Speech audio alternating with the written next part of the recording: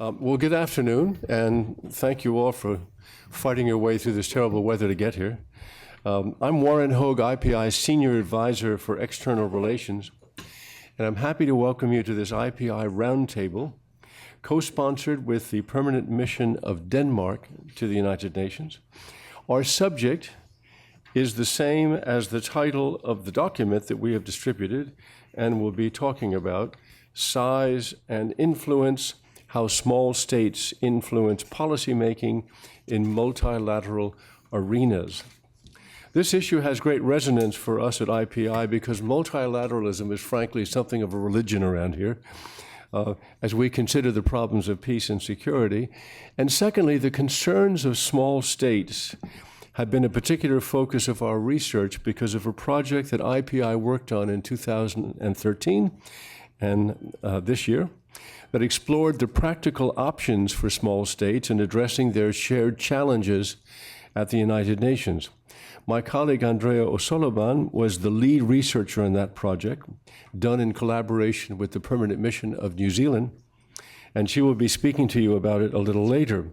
For its part, Denmark held a similar session to this one a year ago in Copenhagen that posited the notion that for small states, multilateral cooperation is crucial if they want to influence the handling of global challenges.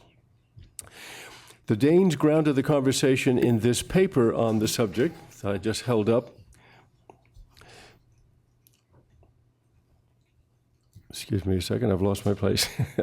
On this subject by the Danish Institute for International Studies. And the co-authors of the study are here to talk about it, what it uncovered and where it is leading. And let me say, personally, it's no surprise that a Scandinavian country is behind this conversation.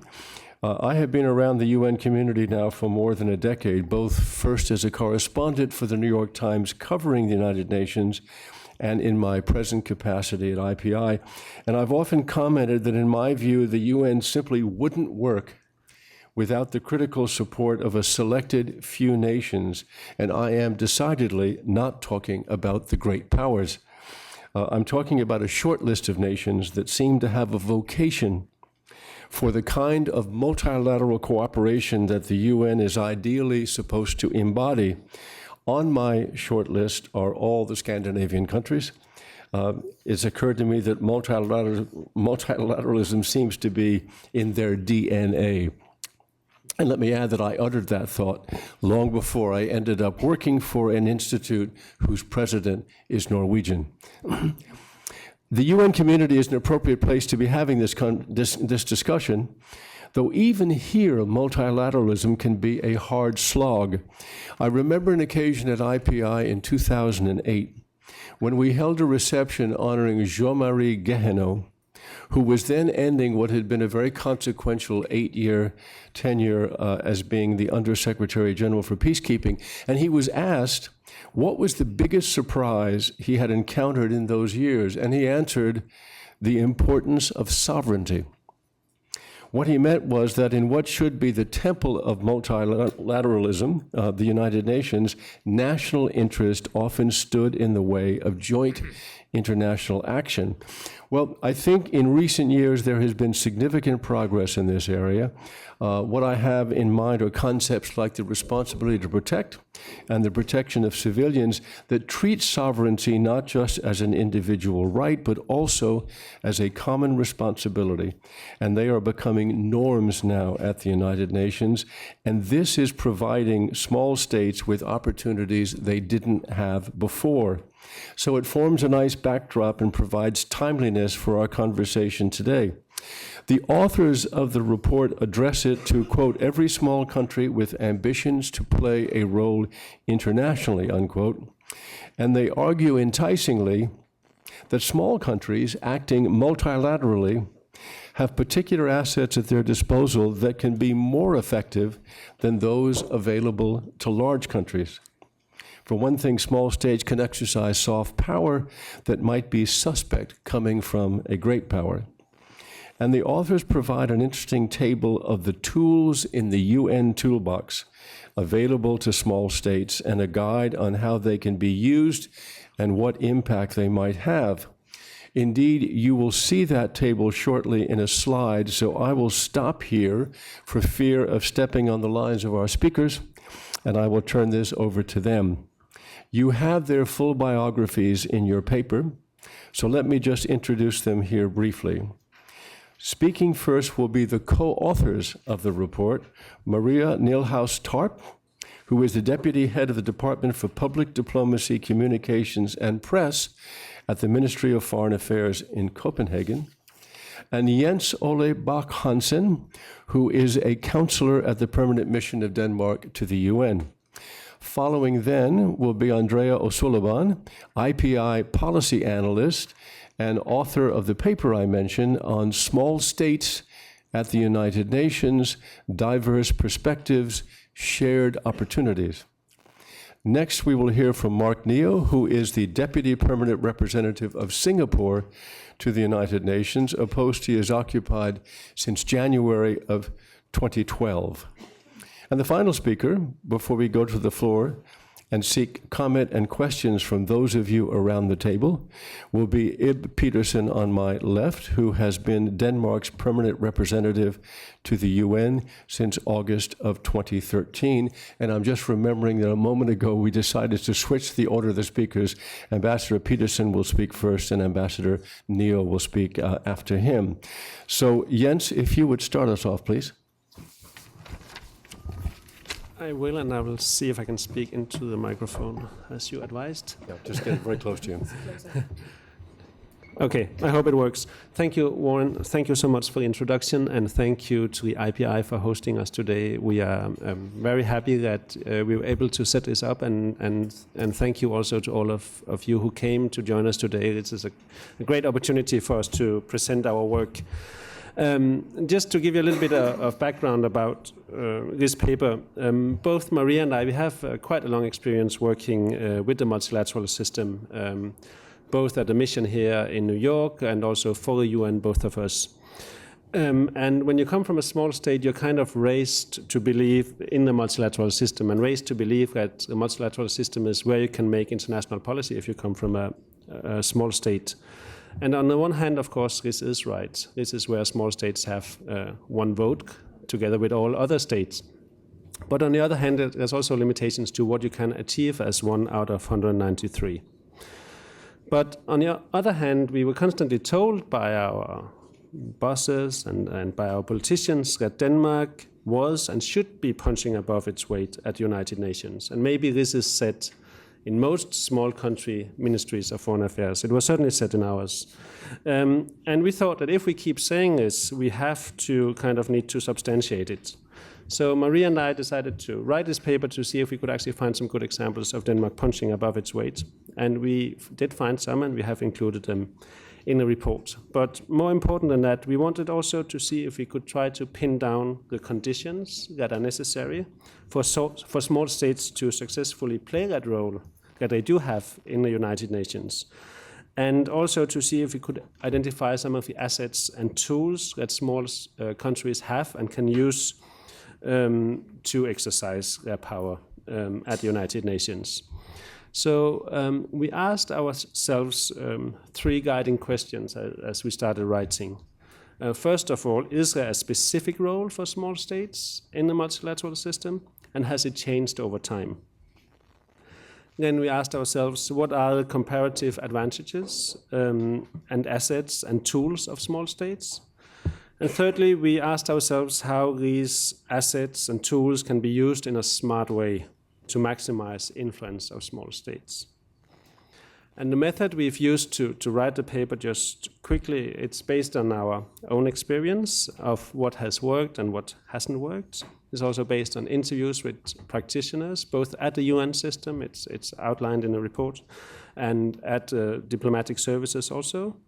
And then, of course, all of this is seen through a Danish lens, but we believe it can be applied to small states in general. And while we will be talking quite a bit about the Danish experience here, we hope that you will see it as just examples of something that could be applied to many small states. Especially, we believe that the toolbox that Warren mentioned and that you will see a slide of later is something that could be useful, a useful takeaway from a report for all of you.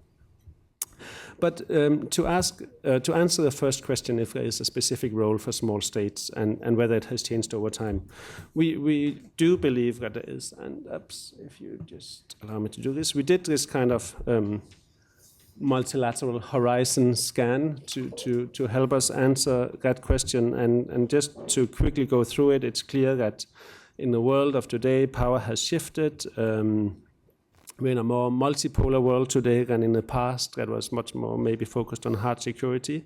And we're also in a world that where we are facing global challenges in another way than in the past. In that sense, you can also say that the meaning of power has changed, because whereas in the past maybe we would talk primarily about hard power, today power is something that we all have to exercise when we have to address the common challenges of global challenges. So you can say there's been kind of a diffusion of power. All countries have a stake in global challenges, and non-action is not really possible because they affect all of us. And we kind of concluded on the basis of that the world by default has become more multilateral because of those global challenges. Of course, the solutions to them have to be found in the multilateral system. Then on the question of special assets and tools of small countries, if we agree that there's a bigger role for small countries to play in addressing global challenges, and that hard power is not the only game in town, but also soft power, or we're not the first ones to use the expression called smart power, is important, then what counts is really those countries who know how to use their power in the right way in addressing global challenges in a multilateral system. Because how to know it and use it well, they gain influence. So we argue that some power at least lies with those who can foster a climate of cooperation and convince others that addressing a particular issue is a shared interest and not just a zero-sum game. So we believe that there is a niche actually for small countries in exercising that role. Of course, whereas the hard power issues are in the Security Council, where a specific number of countries have a defined power, many of the global challenges are discussed throughout the UN system. There's many avenues where you can exercise influence, where you can participate. There's a formal and there's the informal fora where you can participate. So we believe that in those arenas, in all of those arenas, on top of the ability to inspire cooperation, other capabilities such as political leadership, perceived impartiality, as you mentioned, Warren, intellectual investments and funding also are assets that can yield results and make changes. And we believe that small states are often perceived maybe also as being honest brokers because they don't have the same connotations linked to them as bigger countries have that are maybe in the Security Council or who have big military powers. And then we believe also that small countries that have a long UN track record that is based on UN values, they are well perceived in the UN system. We just wanted to mention a couple of examples of how Denmark has tried to exercise its small state power in the UN system. And I'm going to do it quite quickly because it's just an example.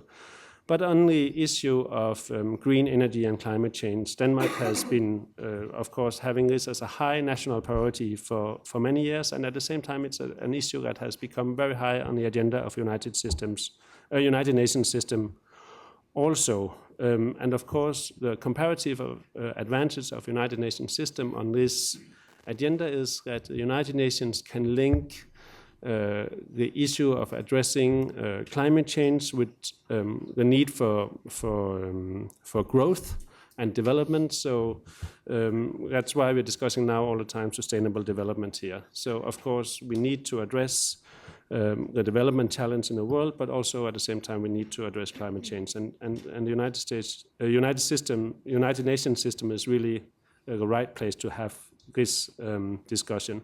At the same time, this has been a long-term priority for Denmark, both nationally and internationally, and we have a strong green growth industry in Denmark, and which has helped us build a national consensus on the issue across shifting governments. And for that reason, Denmark has really been able to engage consistently on this agenda, to deepen it and to broaden it. And Denmark has, of course, been very active in climate change negotiations. We hosted the COP15 in 2009. Denmark has been actively participating in the Secretary General's Sustainable Energy for All initiative. It's a large contributor to UNEP, to the GAF, and to the Green Climate Fund. And Denmark is also hosting a yearly meeting called Global Green Growth Forum that convenes and builds partnerships between governments, businesses, investors, international organizations to act for green growth. So just one example where we feel that Denmark has managed to and really applied some of those assets under the perfect conditions of having a priority in Denmark, a lot of experience, and then couple it with a UN agenda that is very important also and that really has traction now. Yeah, for my part. Thanks a lot. Running the risk of sounding like a flag-waving nationalist, let me just give you one more example, okay? And then we'll move to the conclusions and some of the recommendations. Another example where we feel that Denmark has somehow punched, at least tried to punch above its weight, is when it comes to the engagement in fragile states and the peace and security agenda. Now, obviously, the UN has a comparative advantage when it comes to the peace and security agenda, given the fact that the UN has the ability to link humanitarian, peacekeeping, development, political good office efforts, development efforts, obviously. And, obviously this means that the UN is often engaged before, during, and after the crisis, which gives the organization a pretty unique position to act on this agenda. Now, obviously, peace and security, the peace and security agenda has traditionally been discussed in the Security Council. However, over the last decades, I think it's been becoming more and more clear that this is a much deeper and broader agenda going way beyond the Security Council. Looking back at the latest discussions on the Sustainable Development Goals and the achievement of the MDGs, it's obvious that it's the fragile states lacking behind the achievement compared to other poor countries. Now, the engagement in fragile states and the peace and security and stabilization agenda has been a long-term Danish priority despite shifting governments. And from the Danish side, we have tried to engage in different ways and at different levels in the UN. I'm not going to go into any details, but just both in terms of, trying to design and negotiate the peace-building architecture, peace-building commission, peace-building fund, focusing on strategic alliances, that being, for example, the group of G7 plus countries, so the group of self-pronounced fragile states. It's been focusing by kind of taking thought leadership in terms of what can the UN funds and programs do in fragile states, how are they working, what are the opportunities, what are the challenges. All this just to say that it has played well together with a bilateral agenda, which has ended up with somehow some experience at least to bring to the table and a whole of government approach. So based on these two examples, what are the quick conclusions or the determining factors? As we see it, one is to make use of track record and expertise. We need to walk the talk. You need to somehow, put your priorities and put your, in some cases also money where your mouth is. There needs to be some kind of complementarity in the multilateral and the bilateral efforts to actually create that synergy. And then a very strong focus on strategic partnerships and alliances. These partnerships and alliances need to go kind of beyond the usual suspects, which, for example, for Denmark could be just the Nordic or the EU, or whatever it would be. So on this basis, on this background, maybe just a quick look at some of our recommendations, which we hope could be broader applied. Well, one is to obviously identify areas where national priorities and the UN's comparative advantages overlap.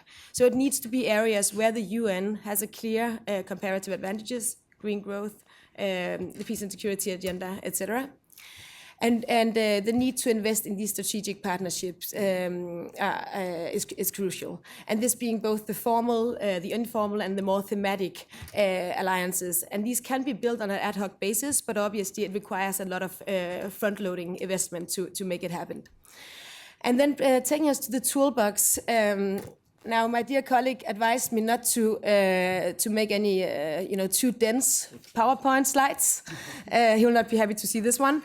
But we'll come back and discuss some of these things. But just to say, some of the kind of tools in the toolbox could be exactly, investment in thought leadership, cooperation with academia, bringing new knowledge to the table, and basically inspire discussions.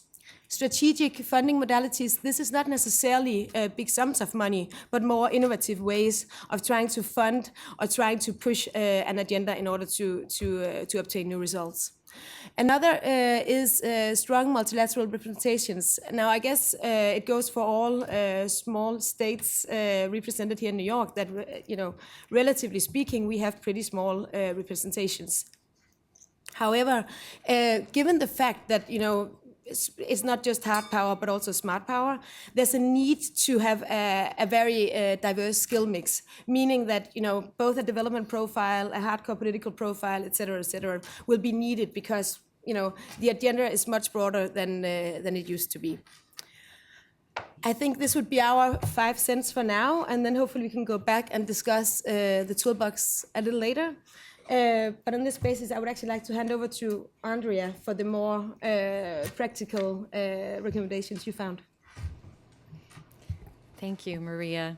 And thanks again to all of you for being here. So as has been mentioned, and some of you I recognize were involved in our previous small states work, IPI carried out research over the last year and a half looking at small state strengths and shared characteristics, the central challenges that small states face in their UN engagement, and finally, practical options and operational recommendations to increase their influence in the future. And I know we've heard a few examples of the big accomplishments of the small state of Denmark, but in our research we also kind of surveyed and found many examples of big accomplishments from small states. You'll be familiar with these, ranging from the Arms Trade Treaty, which had an initial idea from Costa Rica, the International Criminal Court, which grew out of a speech from Trinidad and Tobago, and of course has had intense support from Liechtenstein over the years, and finally the UN Convention on the Law of the Sea, driven by small maritime states, including Malta, Singapore, Fiji, and New Zealand. So those are just a few examples to get us started. Through a lengthy consultation process over the last few years, we consulted with 54 small state missions out of the 105 members of the Forum of Small States here at the UN. So, of course, accounting for more than half of the UN, small states have an important strength and role to play. But I think it's also important to remember, as we discuss these issues, that this is an area of interest to medium and bigger states as well, and those beyond the Forum of Small States definition of a small state being 10 million people or less. I've noticed we have a couple representatives here from these medium and bigger states today, so I hope that they'll share with us how these issues inform their relationships with small states within their regions, and also how it affects the capacity support that they may offer in less developed small states around the world. Small states are incredibly diverse, with differences in almost every category possible, from territorial size and geographic placement to economic development and political culture. But despite this diversity, our research pointed to some common strengths and perspectives that small states share as international actors. As we've already heard, small states are excellent multilateral players. They can work swiftly because of their smaller size and are experienced at working through many platforms, multiple groupings, and developing networks. Second, and very related, small states prioritize international cooperation. The international system safeguards the voices of small states who value the multilateral diplomacy that allows their voices to be heard. But throughout our project, small state ambassadors said that more work is needed to make sure the rules of the international system are suited to their needs and circumstances. Third, small states gain great value from their presence at the UN. And here in New York, in addition to having the equal voice in the General Assembly, UN missions also enjoy a cost-effective platform for bilateral diplomacy. And time after time, we met ambassadors who said that this is really their mission to the world, and they connect with many other countries, particularly those where they don't have diplomatic representation abroad here in New York. But of course, this big agenda and amount of bilateral diplomacy is also one of the reasons for the capacity constraints that small missions face. Fourth, small states use coordination to overcome these capacity challenges. Across the board, they pool resources, information, even coordination of who's going to cover which meetings, and as well sharing their influence. And as our authors here already pointed out, prioritization is a key strategy for small states, given the breadth of the UN agenda and these limited resources. Small states do best when they invest in a limited set of issues and develop areas of niche expertise. And we witnessed that this strategy can also help to develop what we called small cooperation, where small states will exchange their different areas of expertise and provide one another with insider information on the different issues that they follow closely. Of course, there are also common challenges of small states, and overall, our project identified 3 overarching areas. The first being asymmetric access to information, the second, these capacity constraints, and third, structural barriers to full participation at the UN.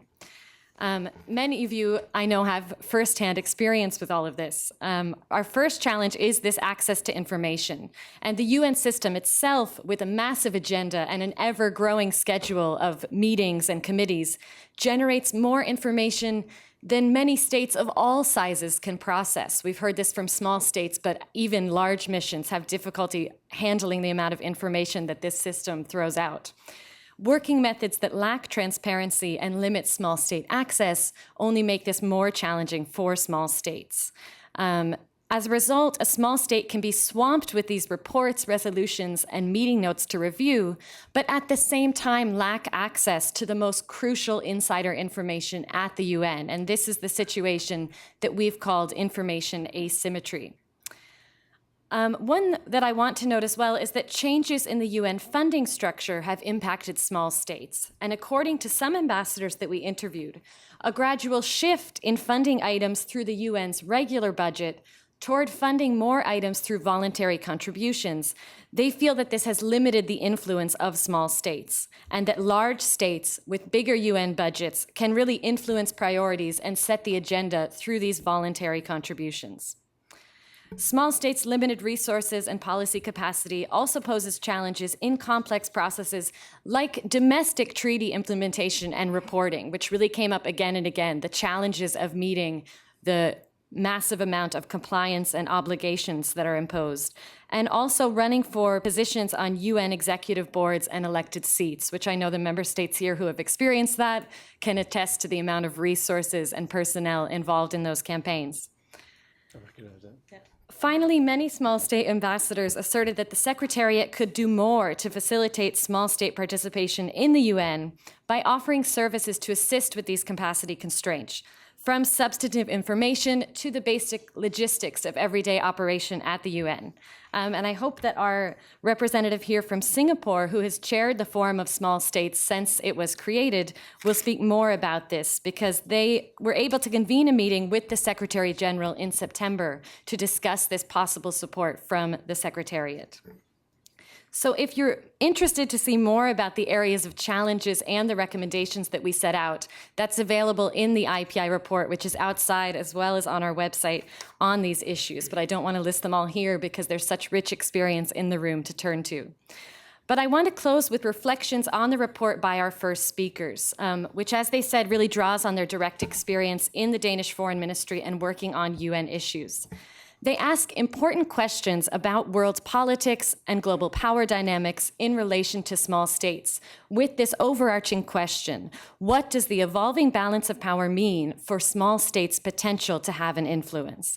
These are critical questions, and IPI's work on small states, which was driven and informed by the priorities of small state ambassadors, turned to look at these practical and operational day-to-day reforms around the business of the UN.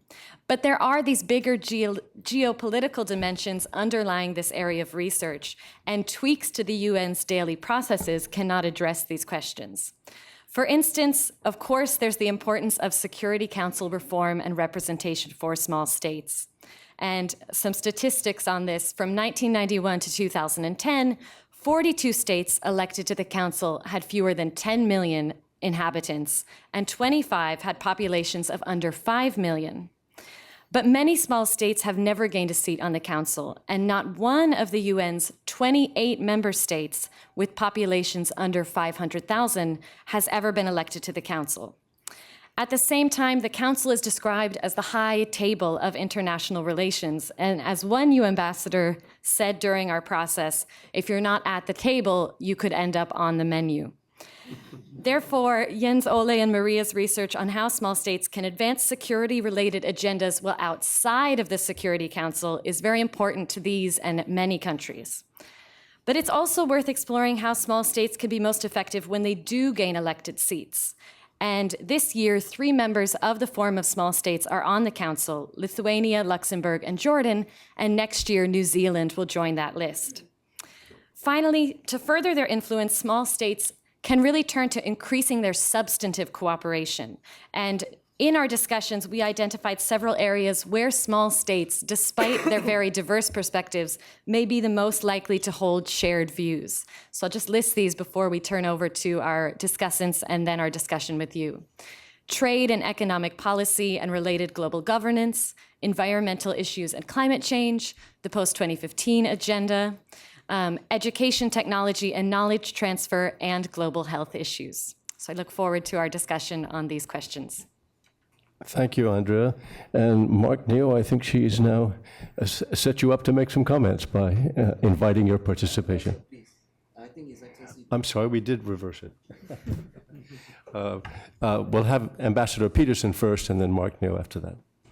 I'm happy to speak whenever you want. Anyway, thanks a lot for arranging this discussion, and thank you all for coming. Thanks to the two authors and Andrea. I think it's a very interesting, very relevant discussion to have, and the reports provide a very good background for this, not least since we are actually talking these months and days a lot about reforms of the UN system.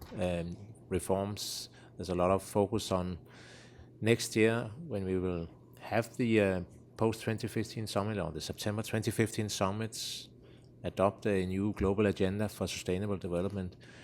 We have quite a lot of colleagues from other member states talking about the need for also then really start looking at the reforms of the UN.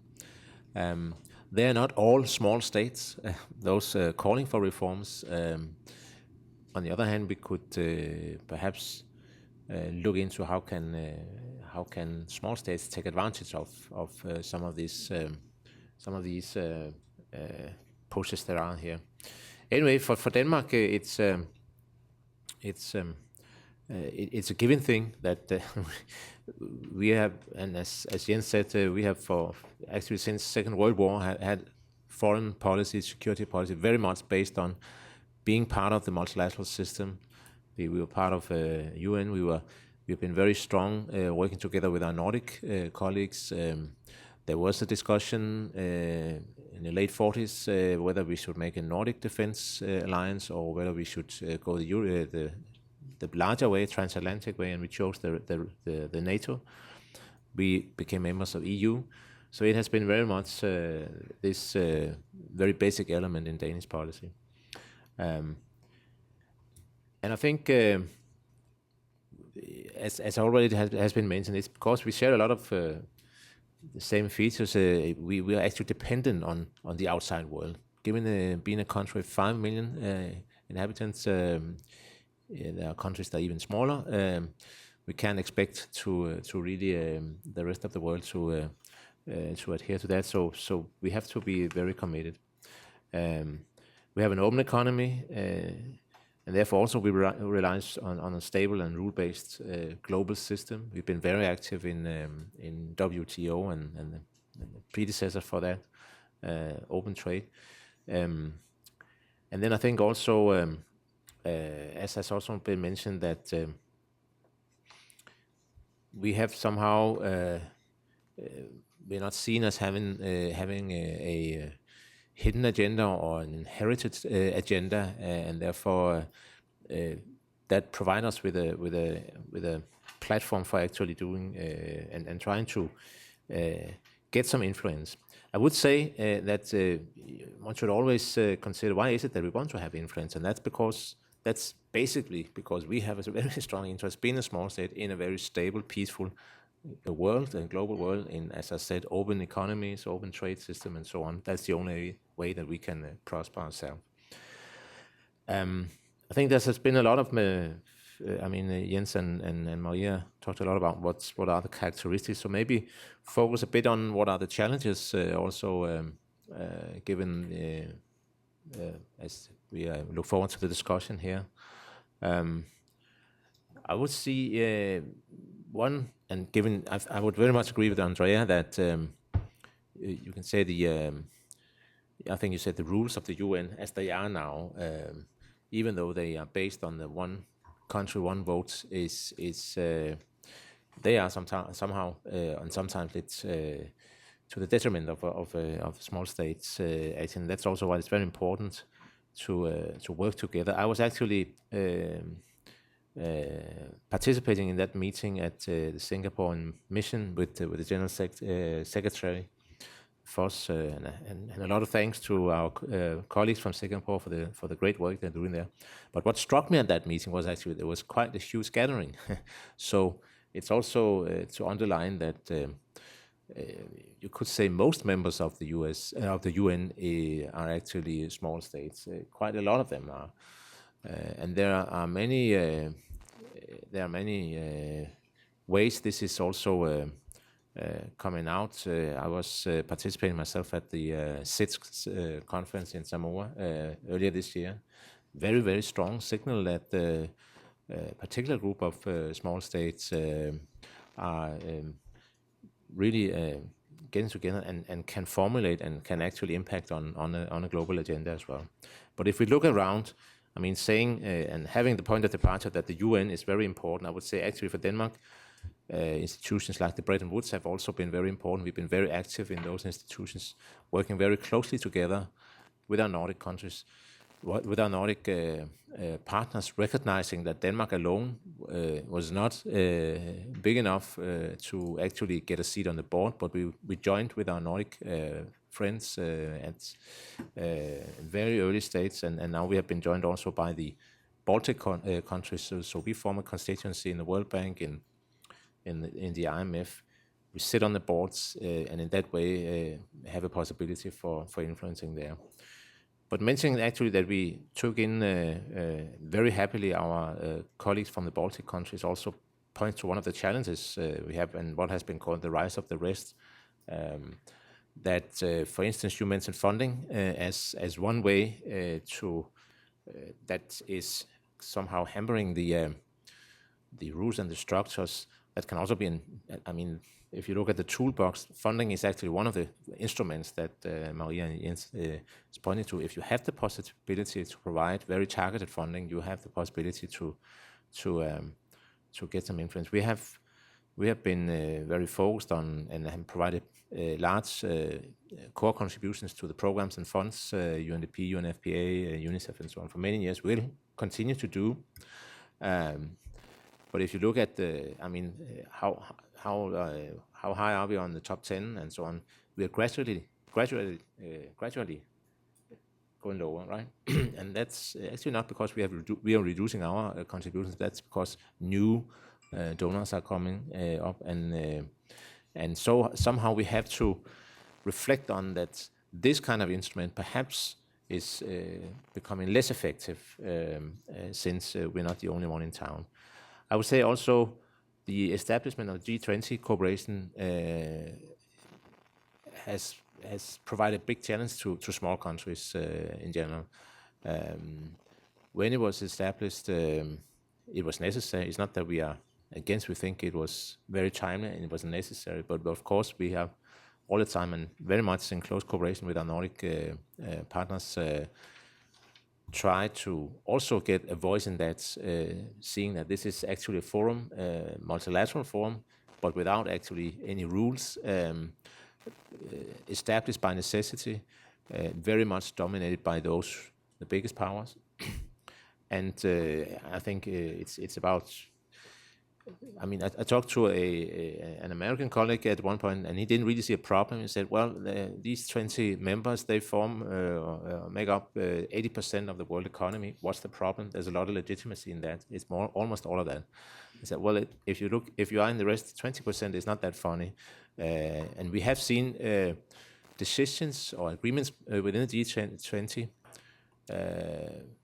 which would have impact on either the Bretton Woods institutions and also some of the UN in deciding what to do to address these and these issues. And that creates another challenge for a small state. But on the other hand, I think we have the possibilities. It's good to have this discussion. We have a lot of examples. Even though, as a Dane, you're always a bit hesitant to mention the COP15 in Copenhagen in 2009, because everybody had expected big climate agreement. But that actually, as Jens said, there was a big investment from the Danish government, because this is a very important area for us. It was a big investment to become the host and to try to play an impact on the negotiations in a positive way. And even though we didn't get the big agreement at that time, it has actually meant for us that we have been able to follow up. We have been recognized by the other players that we have valuable contribution, and still member of the Major Economies Forum and so on. So in that way, it turned out to be a good investment seen from Danish side, but it was also a very, very large investment, and you cannot make a lot of them as a small state. I think I'll stop here. Thank you, Ambassador. And now, Minister Councillor, it's your turn. Hi.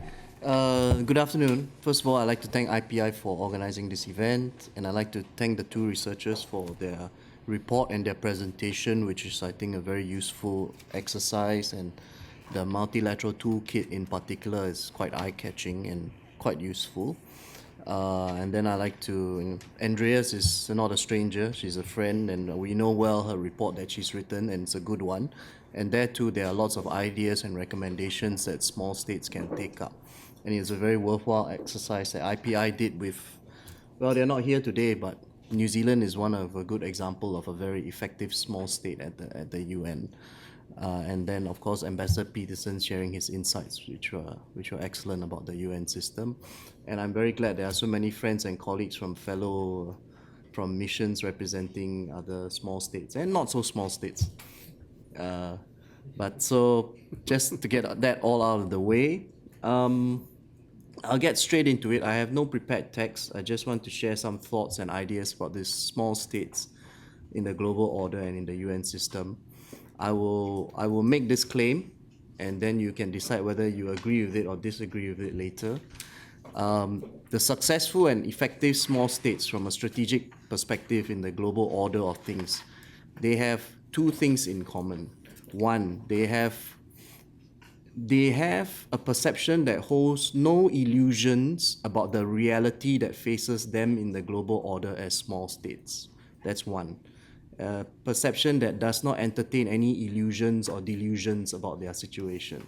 Secondly, following from that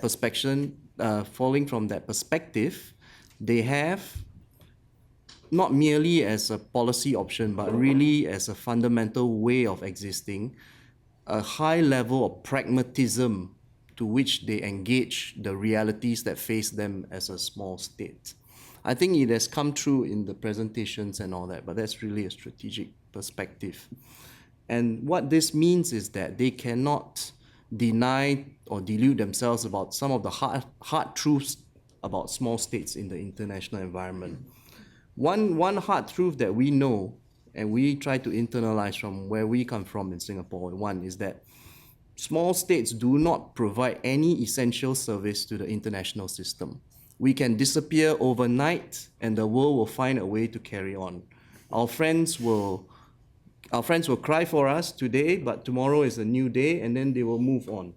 No, be it an international financial center, be it a transport hub, being something that we export, something that we buy, something that we sell. No essential service or product that do small states provide to the international system. The world will find a way to carry on without us. That is one reality.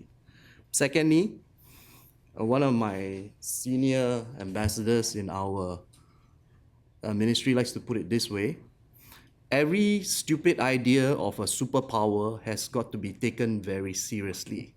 But every brilliant idea of a small state can be safely ignored if inconvenient to big powers. So that too is a second reality. Now, not to denigrate what has been done in the research and the toolkit that is available, let us be frank. All the options that small states have to operate effectively in a multilateral context are available to medium, large, and superpowers. The only difference is if you're medium, large, or superpower status, you have many more options than small states to advance your national interests and to achieve your strategy and agenda for the international environment. Reversing that is to say these are the only things that more or less small states have, but they are also part of the larger toolkit available to bigger states. It's just that the appeal of unilateralism is very seductive, so they tend to go down that road more often than small states do. And small states have no recourse to unilateralism because of, again, back to that perception of the reality of where we stand. The only difference is we play whatever cards we have, whatever game we have, we play it harder, we work harder at it, we play it smarter at it, and we play it for over the long horizon as well. Superpowers can decide to be unilateral one day, can decide to be multilateral the next day, can be regional on another day. They have options. We more or less have just multilateral and then building up bottom-up bilateral relationships one by one. So that too is another reality. Even in multilateral context in the UN system, the very famous novelette by George Orwell springs to mind. It is still Animal Farm. All animals are equal. Some animals are more equal than other animals. Even in the General Assembly, even in the first, second, third, fourth, fifth, sixth committees of the General Assembly, that too is a truth and a reality that small states must grapple with. That is why we also maneuver so hard. We tend to caucus so much. We tend to set up our ad hoc and formal groupings to offset these harsher realities that face us. Because on our own, if let's say, well, the Argentinians are running some resolution right now on something about restructuring debt for developing countries. Many countries are going along, some people are opposing, but the reality is that it will not fly simply because if the world's largest economy and the largest and most sophisticated financial markets chooses not to participate in your process is just dead not even dead on arrival, doesn't even take off from the airfield. So that is also one reality that we face. And final reality is the UN and multilateral fora are actually purpose-built for small states. This is where we are most effective in a scenario where it is one country, one vote. The advantages of size, military might, economic size, all that tends to be negated somewhat by the sovereign equality amongst nation states in such an environment. But then Sunday is over, we have to wake up, we have to walk out of the UN, and then we have to deal with the real world as it is. So the UN is good, it's effective for small states, but the UN only goes so far in safeguarding the interests of small states. We still have to address the reality that is outside, that is of which the UN is only a microcosm of. And if you look around the table here, you see many examples of small states who have successfully managed that reality that faces all of us. And I think we can draw examples from many of them sitting at this table, and Denmark has helpfully given us many, and Andreas has researched a few. But having said that, I don't really want to end my presentation on a very negative note. Maybe realizing the realities that we have to face will come and would also allow an acknowledgement of how the more successful small states have come to be able to be effective and achieve the perception of the world that they want. And that's an interesting thing about having a right perception about reality. There are two halves to that perception. You must not only know where you stand, but you must also know where you want to be, or where you want your country to be, and what do you see the environment to be like. And there are many representatives of small states sitting at this table that have very clear conception of how they would like the world to be. That is not a delusion or illusion. That is merely having ambition and having some ideals. And therefore you have a vision of where you would like the world to be, and hopefully you will also have a strategy of getting from where you are right now to where you should be. And I see in the General Assembly every day, many small states and small countries articulating their vision of where they see the world they would like to be and what they're doing to get there. So that is a very broad perspective of it. Because of the practical mindset, there are severe limitations, as I said. We also tend to be price takers. Most of the agenda of the world tends to be set for us, but we can still shift that if we are at the UN. The other thing about small states that's very useful for the international order is we tend to be the canary in the mine shaft for a lot of global problems and issues. So if you talk to some of the Pacific small island developing states, they are fine examples of how for us, climate change is something that we are working hard to make sure that does not afflict our children, their great-grandchildren. But for the PCIDs, that is really an immediate existential problem. So when they come and tell you about the problems of climate change and sea level rise, it is with a level of poignancy and immediacy that is unmistakable. So that's one example of how small states can certainly magnify the urgency of global issues. Then, as has been said several times around this table, we are pretty good bridge builders, because if you're not a threat to anyone, people tend to be less defensive when they talk to you. So you get to become a better bridge builder. You tend to advocate moderacy. Because we have no recourse to unilateralism, moderation, reasonableness, cooperation, consultation, and compromise come naturally to us. These are all the qualities of a good bridge builder and a good moderator. We have to be very resourceful, because constantly we are constrained by any and every kind of limitation, be it size, a physical, geographical location, physical size, human resource constraint, lack of natural resources, just really being in a terrible, terrible neighborhood. They all force a level of resourcefulness and creativity. So the successful and effective small states have been able to find ways around some of these challenges, which then come in quite usefully in the UN and other multilateral contexts. Before I take up too much time, as Andrea has asked me to and others have mentioned, Singapore tries to do its bit recognizing the realities that face all small states, including Singapore. We try to do our bit in the UN and other multilateral contexts. What we do is caucusing with other small states through the Forum of Small States, which we are privileged to be the chair and the coordinator of. It's not really a political forum because it can't. With 105 different small states, you cannot get a common political agenda. But it has been a useful platform to share ideas, to get briefings on issues of common interest, and to talk about what we can do as a group of small states to make life easier for each other. And in this regard, I would again like to praise the IPI working together with New Zealand, a good example of a very effective small state. And they came together to prepare this report with ideas about how small states could help each other, how the UN systems could help each other just to do a better job at the UN. Among the other things that we try to do, we have participated in things like the 3G and the S5. Again, we have made progress, but within parameters sometimes set by larger powers. If they are not coming on board, then you don't make progress. And right now, looking forward, I would say that it's quite an important time for small states of every category, every distinction, LDCs, LLDCs, SIDS, PSIDS, high-income economies, etc., European, Asian. We are looking at a very grand project that the UN has embarked on. We here at the UN intend to develop the post-2015 development agenda. We are now articulating the goals. Soon we'll be talking about financing.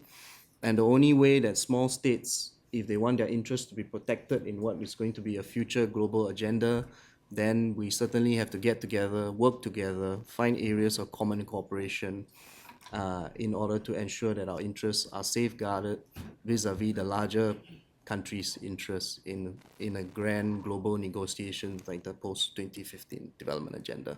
I think I'll just end my remarks there, and I'm happy to take any questions that you have. Thanks very much. By the way, I think you mischaracterized your own presentation when you said part of it was negative. I think we all find it extremely realistic and a welcome dose of realism in the conversation.